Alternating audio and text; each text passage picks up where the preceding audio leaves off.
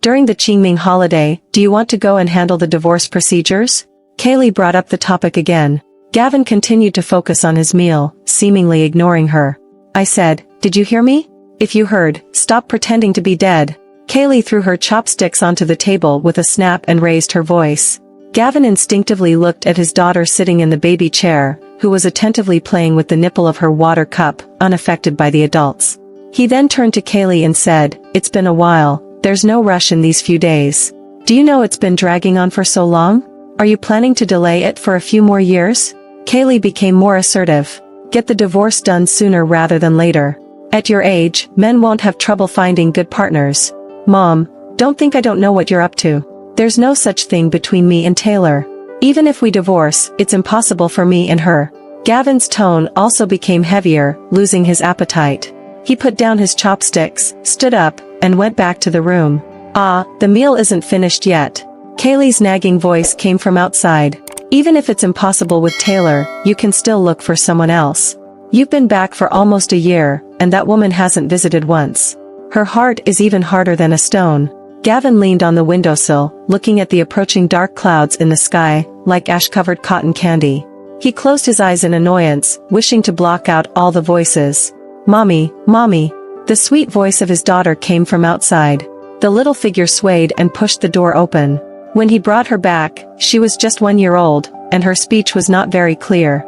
However, every time he video called with Savannah, she would shout Mommy at the screen, even though she never said these words otherwise. Perhaps even at such a young age, she knew her mommy wasn't around. Gavin's heart softened suddenly.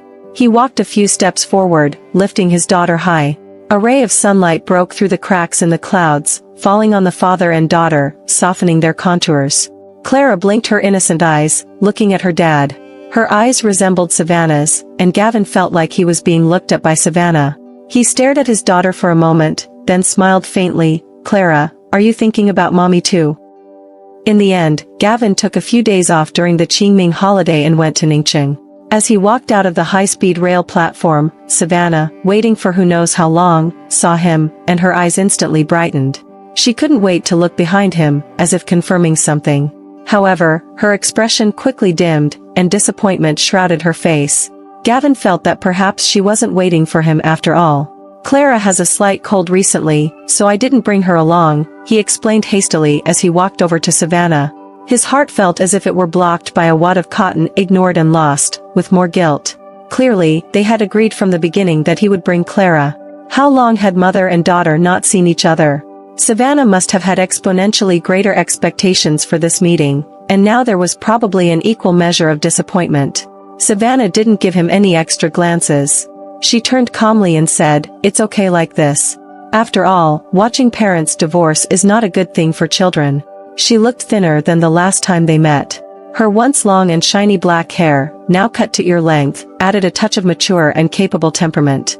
In the drizzling rain of the Qingming season, Gavin felt that her figure in the mist was somewhat indistinct, like this small county town, which seemed never to be so gloomy in his memory. Out of courtesy, Gavin first visited his soon-to-be former father-in-law and mother-in-law at Savannah's home, even though these two roles would soon cease to exist. Since the surgery, Luke's health had deteriorated significantly. There was always someone taking care of him, and he didn't show much enthusiasm toward Gavin. He sat on the sofa, absorbed in watching a health program. Ariel was busy cooking, speaking sparingly, making the atmosphere heavy. Gavin understood that their dissatisfaction stemmed from him not bringing Clara. The cold was just a minor issue, and Savannah could tell it was just an excuse. The real reason was that, despite their prior agreement to grant custody to Gavin, Kaylee was afraid they would change their minds after seeing the child and refuse to let her go. Gavin felt caught in the middle, and it was mentally exhausting. But he couldn't deny having a bit of a personal agenda. Would Savannah follow him to Rome City because of their daughter, stepping into a place she had never set foot in? Using a child as a bargaining chip, Gavin felt a sense of self-disgust. Their marriage started hastily, and later they were separated by a great distance. 6 months ago, Savannah proposed a divorce, saying she was tired and didn't want to continue. She even wished him to find an ideal partner soon. Gavin still couldn't fully digest this turn of events. After dinner, Gavin stood up to bid farewell. Since they had decided to divorce, he had no reason to stay here. Savannah escorted him downstairs. How have you been lately? Gavin asked. Savannah ignored the polite and distant greeting and directly asked, have you found a place to stay? Not yet. Gavin looked around. I'll see if there's a hotel nearby. Savannah lowered her head and pursed her lips. She tucked a strand of hair behind her ear before looking at Gavin. You can stay in the house on Xiangxi Street. Is it still vacant? Hasn't it been rented out all this time? No, it's still vacant. Gavin wasn't too surprised. Savannah had mentioned that the house held special significance for her, and she couldn't bear to rent it out to someone else. She had always been sentimental. But after all this time, he wondered if that significance had changed. The dim streetlights in the community made it hard to see each other's expressions. Ending this brief and dull conversation, Gavin walked towards Xiangxi Street. After sitting on the high-speed train for more than 10 hours, he didn't mind the fatigue. Choosing to walk the 6 or 7 kilometers, the paths they had once walked together were still in front of his eyes, but everything had changed. At night, Gavin lay on the bed, gazing up at the ceiling of this old 40 to 50 square meter house. The walls displayed the traces of time, with a hint of damp mildew in the air. However, the bed sheets were newly changed, carrying the lingering fragrance of laundry detergent. The familiar scent awakened Gavin's memories of that time. In that year, he was sent to Ningxing for a project, and the company rented this house for him. He received the keys from the agent, thinking about project-related matters, paying no attention to the faint sound of water inside. Inserting the key into the lock, Gavin continued contemplating project details, completely oblivious to the faint sound of water within the house.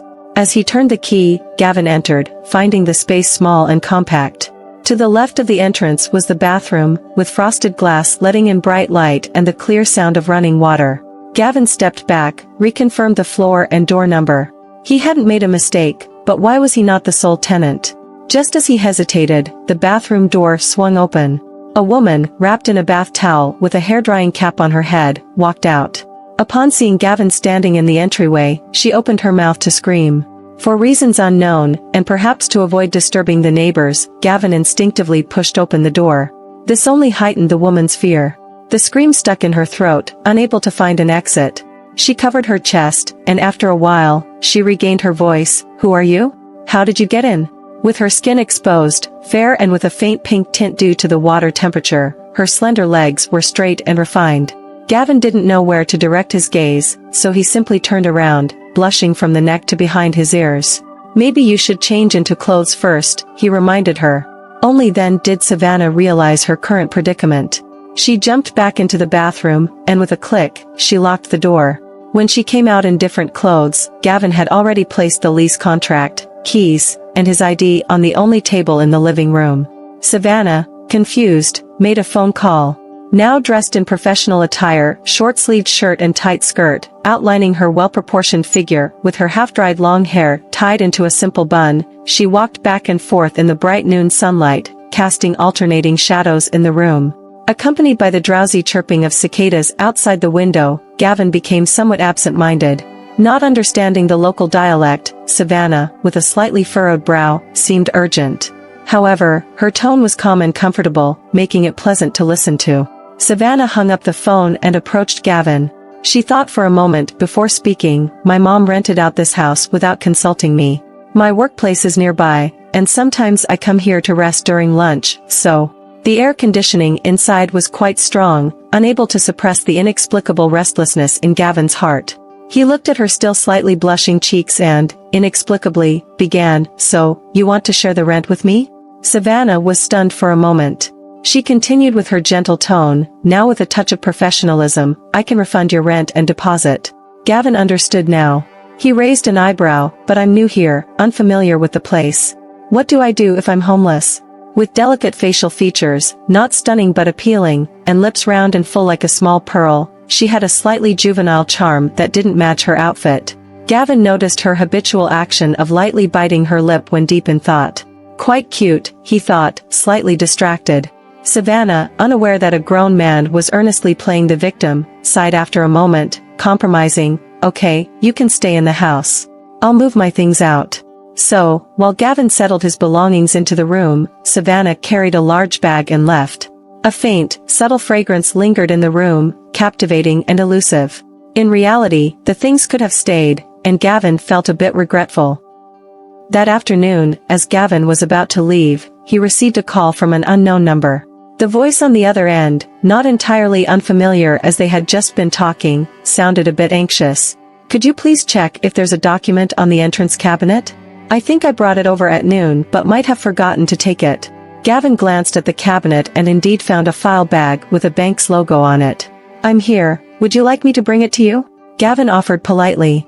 He originally intended to report to the company he was supposed to connect with and wasn't sure how far the bank was from his current location. After a moment of contemplation, the voice on the other end finally said, "That would be great, thank you." Following the directions given by Savannah, Gavin found the bank. Fortunately, it was nearby, just across the street.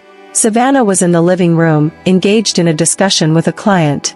She now wore a deep blue scarf around her neckline, maintaining a professional smile and a poised demeanor throughout the conversation. It was a different charm, carrying a certain sophistication. After a few minutes, Gavin finally snapped out of his daze, waved the file bag, and saw Savannah flashing a bright smile at him. She hurriedly exited the living room. "Thank you so much. I almost thought I lost the document." Savannah took the file bag, sighed in relief, and added, "Next time, I'll treat you to a meal." Gavin stood with his hands in his pockets, leaning in a bit. "When will that be?" "Huh?" Savannah was momentarily stunned. "Treat me to a meal. We need to schedule a time." Gavin casually raised his jaw. Savannah pursed her lips, genuinely starting to figure out when she would have time. Gavin chuckled, "No rush. Let me know when you've decided." However, the next day, Gavin appeared again at the bank's entrance, intercepting Savannah amid the post-work crowd. Savannah was a bit speechless. Just one meal, and he was worried she might skip out? It wasn't that Gavin was fixated on the meal. He shrugged innocently, "I left my keys at the office.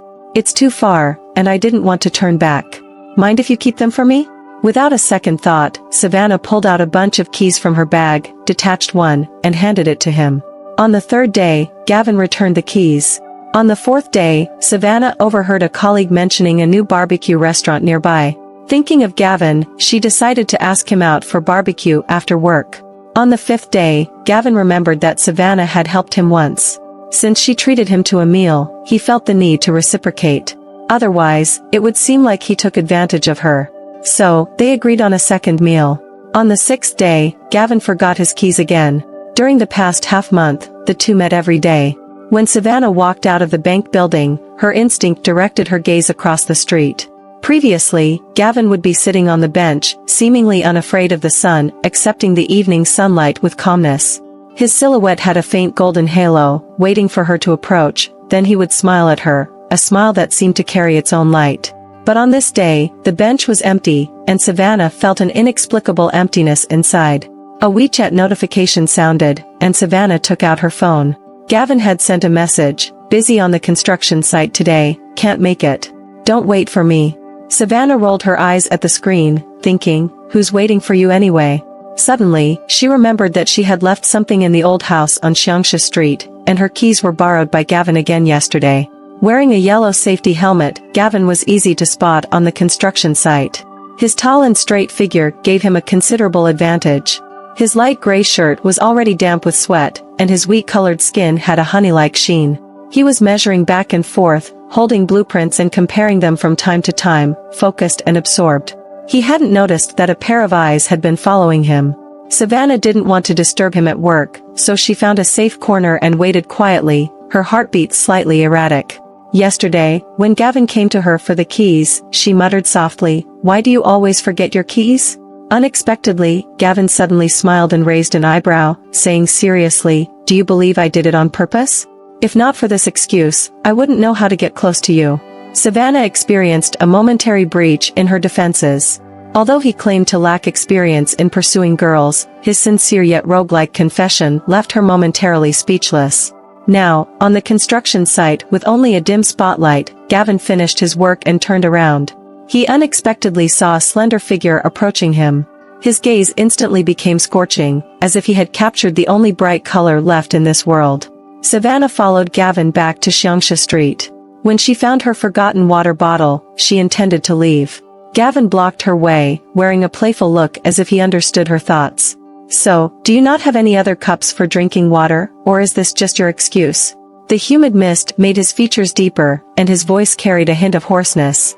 Or maybe, this is just your excuse. Savannah felt her heart pounding, her breath uncontrollable. She wanted to defend herself, but Gavin didn't give her a chance.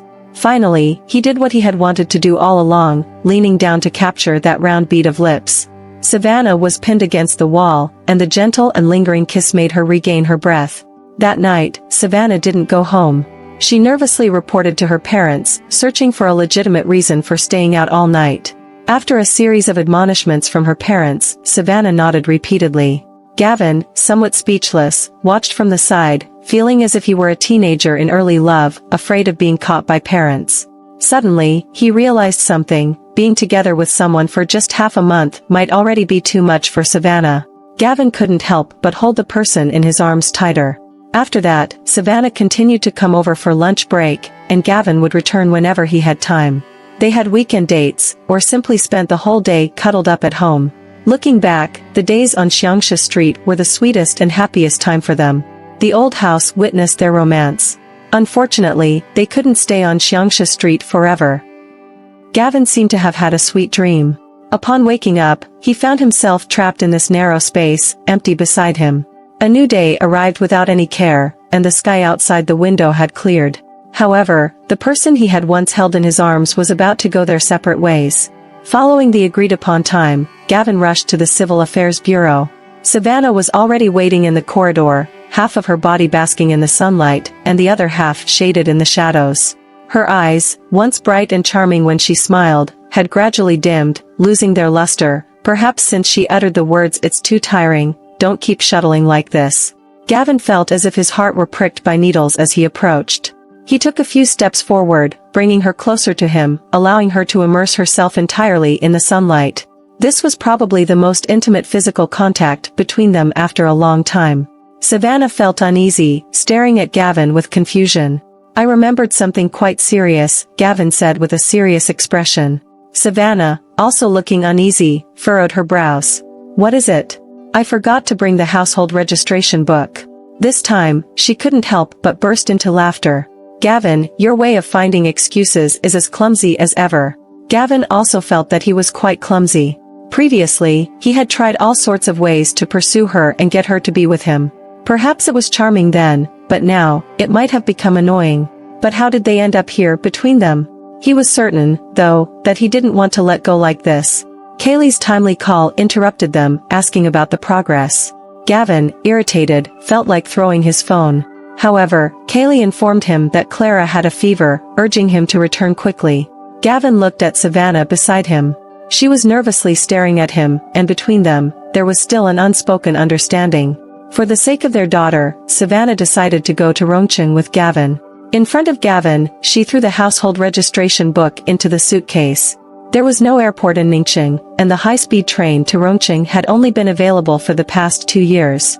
The nearly 2,000-kilometer distance and the journey of over 10 hours, Gavin had traveled back and forth several times, always feeling how far it was. But this time, there was someone beside him, making the seemingly endless journey not so difficult to endure. He had thought countless times about bringing Savannah back to Ningxing, but he had never thought it would happen under these circumstances. Their daughter fell ill, forcing them to hastily return, and Savannah brought the household registration book, ready to proceed with the divorce formalities at any time. The side profile of the man, smiling bitterly, was reflected on the glass. He looked at the wife sleeping on his shoulder, and a softness surfaced in his eyes, unbeknownst to himself. They were too young back then, diving headlong into love without considering the distant future. Until 2 months after confirming their relationship, Savannah told him the news of her pregnancy. The unplanned future was suddenly in front of them. Gavin's initial reaction was not joy but confusion and helplessness. He had graduated from his master's program only a year ago, with average family conditions, and he had not accumulated much savings. In Rongcheng, he had no house, no car, no material foundation. The temporary transfer to Ningxing was also temporary, and their future development was still uncertain. He thought about too many practical problems. Savannah, facing such a situation, was more nervous and anxious than him. At that moment, she only wanted a firm and comforting embrace, but her enthusiasm gradually cooled in Gavin's panicked expression. Gavin pondered overnight, and although he proposed the next day, Savannah still harbored resentment for a long time. Due to the fear of affecting the fetus, they decided to hold the wedding in Ningxing. Yet, fearing that the pregnancy would be too obvious at a later stage, the wedding date was set for 2 months later. The wedding preparations were hurried, and besides Gavin's parents, their adopted daughter Taylor also rushed to attend. Savannah served tea to her future in-laws, who accepted it reluctantly. It wasn't their fault, their son hastily informed them about the marriage, and this daughter-in-law still seemed like a stranger to them. Savannah felt like a duck forced onto a shelf, mechanically completing a ritual. Despite the discomfort, she had chosen this path in Gavin. Amidst the lively atmosphere at the banquet, the bride's concerns didn't affect the fervor. Taylor got a bit too drunk and wanted to toast Savannah, but Gavin decisively stopped her. "Why are you so clueless? Can a pregnant woman touch alcohol?" Gavin stood in front of Savannah, his speech slurred from the alcohol. "Come on, I'll drink for my wife." The two of them downed 3 glasses, and Gavin introduced Taylor as his parents' adopted daughter. They had grown up together since childhood, and their bond was as strong as siblings.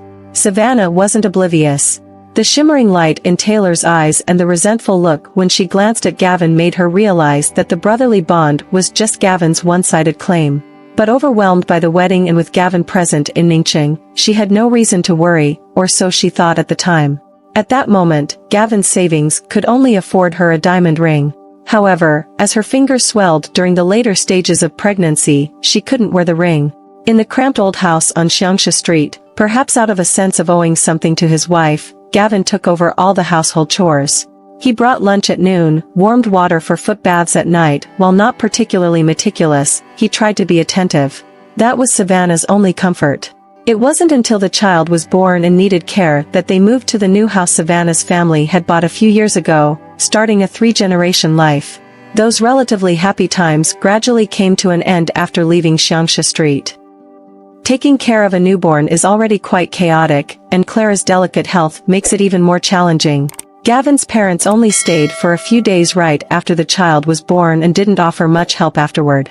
Luke, not yet retired, leaves the heavy responsibilities on Ariel's shoulders. After Savannah returns to work, she has to care for the child at night, leaving both mother and daughter exhausted. As the construction project nears completion, Gavin works long hours, and Savannah worries about his lack of rest and safety at the construction site, insisting he sleeps in the study. "It's not right. How can I let you endure this alone? Let's take care of Clara together." Gavin suppresses his weariness, but soon snores are heard once his head hits the pillow. Savannah can only smile helplessly. Ariel often complains, and over time, Gavin starts understanding some of the local dialect. The complaints are usually about the hardships of raising a child and the inability of in-laws to help. Savannah occasionally retorts, but most of the time, she lets her mother vent her negativity. Gavin, in this household, gradually becomes silent. As the construction project concludes, the head office requests Gavin's return to Rome City, promising him a promotion and salary increase. It's a tremendous temptation, but Gavin feels no ease or joy. He and Savannah haven't seriously discussed their future plans. Ariel has mentioned more than once that Savannah has lived in Ning City since childhood, never leaving the city even for university. If they go so far away, they worry. Implicitly, it would be best for Gavin to stay here. Gavin also considers that Savannah is already a client manager. Going back with him means giving up the resources she built up here and starting from scratch. Watching him struggle with sleepless nights after completing the project, Savannah sighs. She says, "You go back first. I'll settle things here and then join you."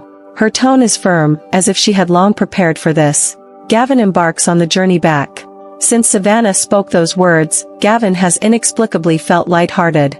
He has to admit he eagerly anticipates going back, showcasing his skills in the head office, and achieving better development.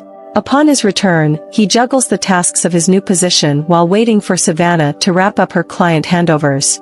Both are too busy, and days pass without contact, as usual. However, things don't always unfold as planned. 2 months later, Luke experiences sudden abdominal pain after dinner. He crumples in agony, sweating profusely. The 2 women at home can't assist him, and Savannah frantically dials for an ambulance. During the 15 minutes before the ambulance arrives, Savannah is internally anxious. Clara, for some unknown reason, continues to cry incessantly. Ariel, preoccupied, offers no comfort. Savannah's inner turmoil escalates, and she erupts in frustration at her daughter. Have you cried enough?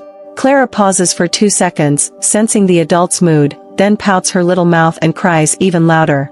Regret floods Savannah after her outburst. What does a child understand?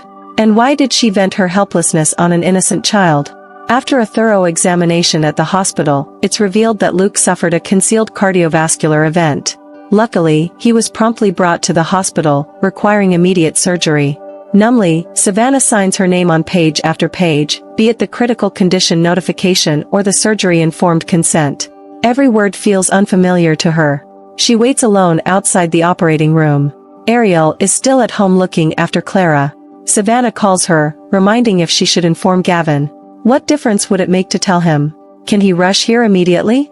At that moment, Savannah couldn't deny a hint of resentment in her heart, but she still picked up the phone. However, after a burst of beeping, it automatically went to voicemail. Savannah let her hand drop in exhaustion. Gavin returned the call over an hour later, explaining that he was in a meeting, and his phone was on silent.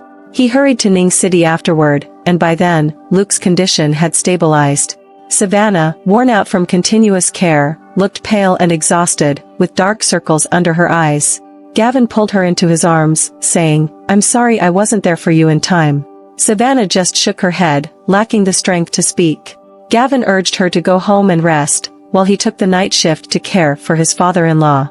However, he could only manage to get a 3 or 4 day leave, and once Luke was discharged, he had to rush back to Rome City without much delay. This time, he took Clara with him. With Savannah and Ariel already overwhelmed caring for Luke, Gavin mentioned that his parents could help look after Clara. Despite the reluctance of both Savannah and Ariel, they reluctantly breathed a sigh of relief. Every night, Clara insisted on video calls with her mom. The family of 3 reunited briefly through the internet. Savannah mentioned that she wanted to wait until Luke fully recovered before considering leaving, and while Gavin was impatient, he expressed understanding. Those days were chaotic, and Gavin couldn't remember how he and Savannah gradually drifted apart. It seemed like there were a few days when Savannah didn't even have time for video calls with her daughter. She would briefly console Clara over the phone, and then they would only contact each other every 3 to 5 days. Clara became familiar with her new surroundings and gradually adapted to her mother's absence. Gavin took on another project, working day and night to coordinate design plans and construction. Regarding Savannah's occasional low spirits, he attributed it to her being under too much pressure. Besides verbal comfort, he couldn't provide any practical solutions. Gavin always believed that all emotional issues stemmed from being apart. As long as they reunited, the current problems wouldn't be problems anymore. However, 6 months ago, Savannah calmly told him over the phone, let's get a divorce. Gavin, preoccupied with a material issue, impatiently asked, what's wrong now? Only after the words were out did he realize his poor attitude. Wanting to make amends, before he could say anything, she abruptly ended the call. Gavin frowned at the darkened screen. A colleague from the engineering department joked, women, they love to act up. Give her some time, she'll be fine. You can't spoil them, the more you spoil them, the more temper they get. Gavin forced a smile and ultimately didn't call back. This give her some time lasted for over a month. During a business trip, Gavin intentionally took a detour and visited Ning City. After days of rushing around, Gavin, appearing before Savannah, looked exhausted with noticeable stubble on his chin. However, Savannah remained unmoved, her expression calm, showing no surprise. Gavin's enthusiasm was dampened by more than half. He still approached, trying to salvage the situation. In a hoarse voice, he asked her, when are you coming with me? Both Clara and I miss you. Not going, Savannah's expression remained indifferent, her voice without any fluctuations. She pursed her lips and added, whenever you come over again, handle the formalities, and Clara will be yours. Gavin couldn't believe Savannah's coldness. Later, he regretted countless times.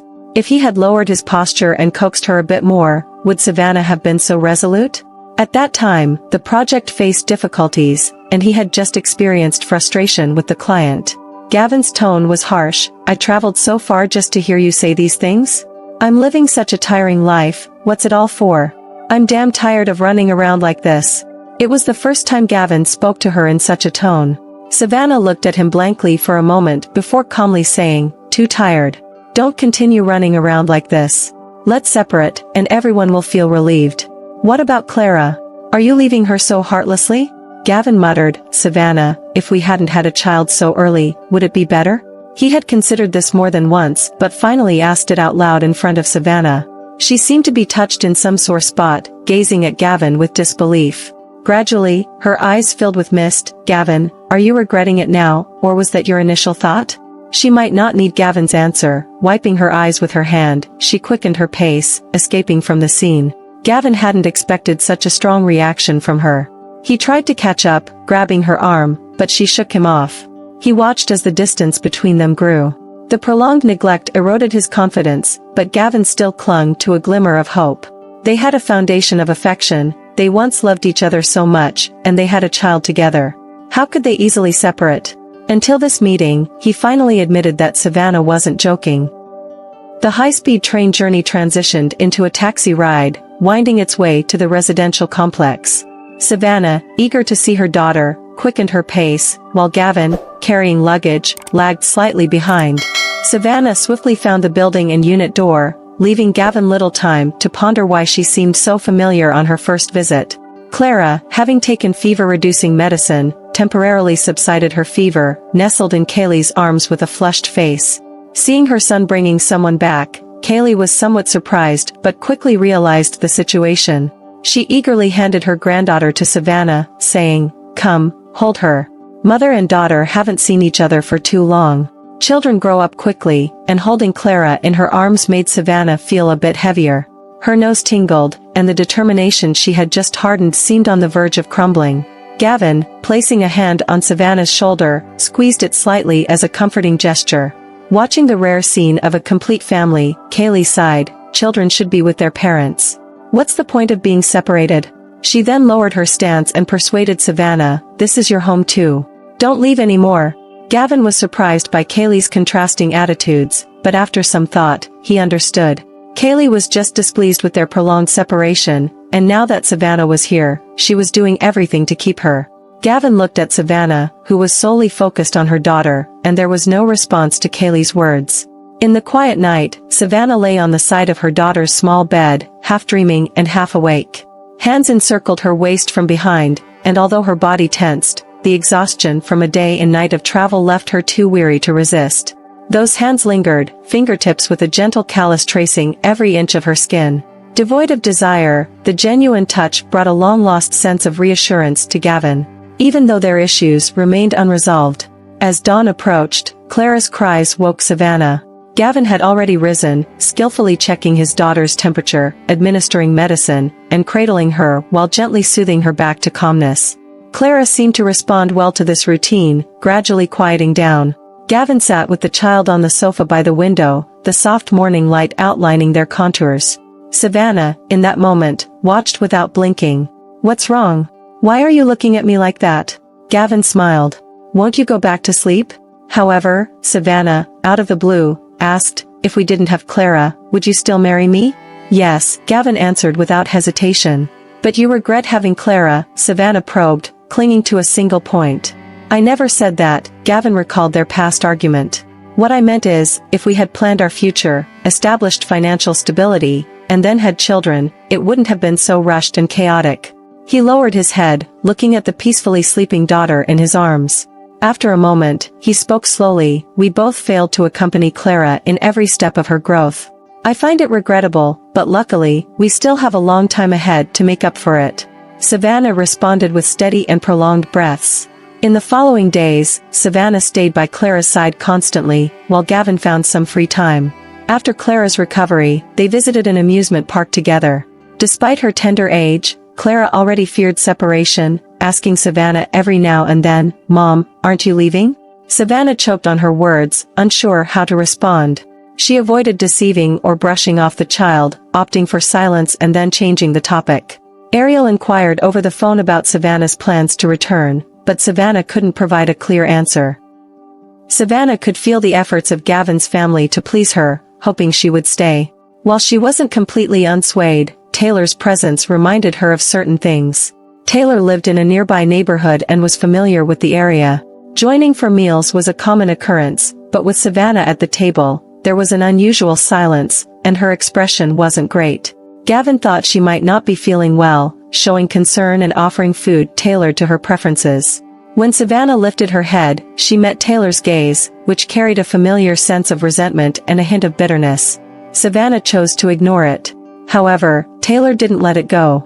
After dinner, as Savannah was arranging clothes on the balcony, Taylor took the opportunity to confront her. "You've already brought up divorce with Gavin, so what's the deal with lingering around now?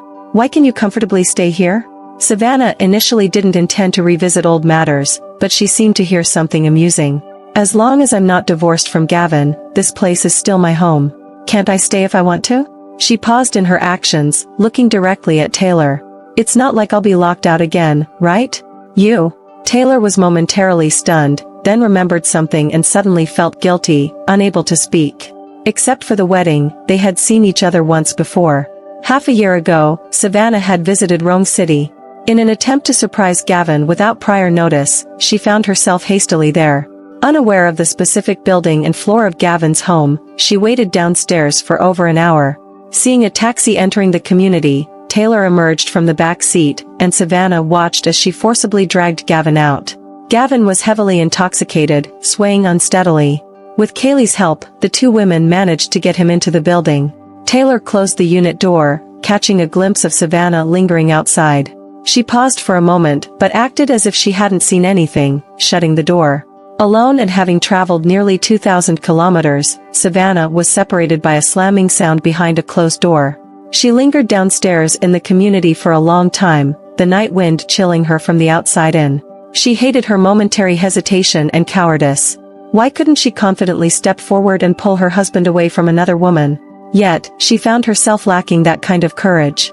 The prolonged separation had made the relationship between them cold, and sometimes, there was an awkward silence when facing each other through the screen. Challenges at work, difficulties in life, Savannah gradually lost interest in sharing. Aside from causing distress, there was no real help, and Gavin's comfort seemed increasingly perfunctory. Slowly, apart from their daughter Clara, they couldn't find any topics to discuss.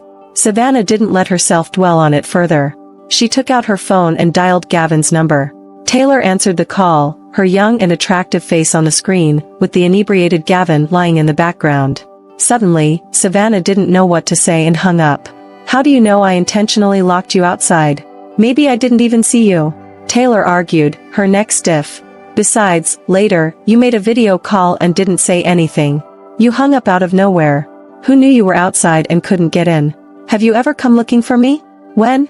Gavin's voice, filled with confusion, interrupted the conversation. He was perplexed, carrying urgency, and an uncontrollable sense of joy because of a realization Savannah had come to find him before. Gavin urgently wanted to clarify the situation, turning to question Taylor. "What's the meaning of the video call? I didn't see any records.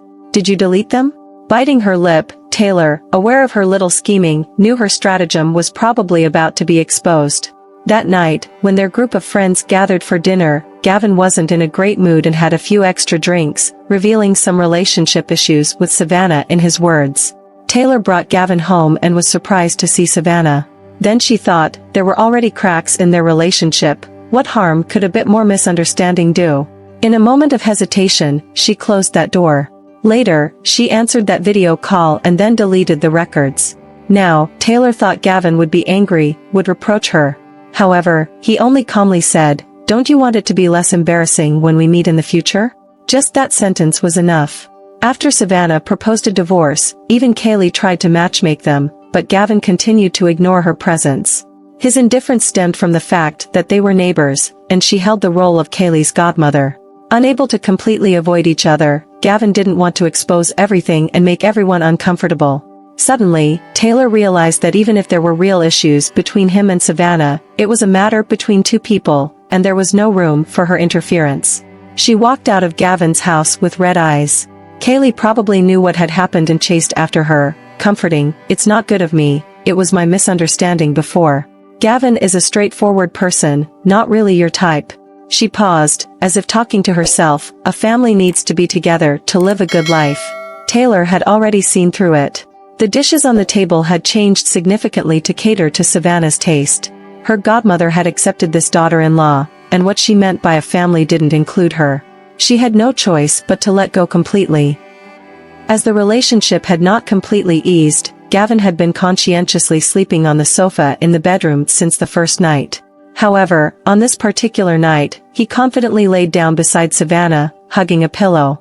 He nestled into her hair, took a deep breath, and muttered, "I really didn't mean anything with Taylor. If I wanted something, I wouldn't have waited for you to appear, and that night wasn't what you think it was. If you decided to quarrel and talk about divorce just because you misunderstood me with her, then I'm truly unjustly accused," Gavin complained with a childish tone, thinking he had found the root of the problem. He laughed and sighed at the injustice of being misunderstood for something he hadn't even taken seriously, almost losing his wife over it. This time, Savannah didn't resist his closeness.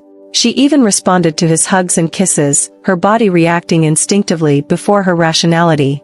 She certainly knew what state Gavin was in when he was drunk, but the reason wasn't solely because of Taylor.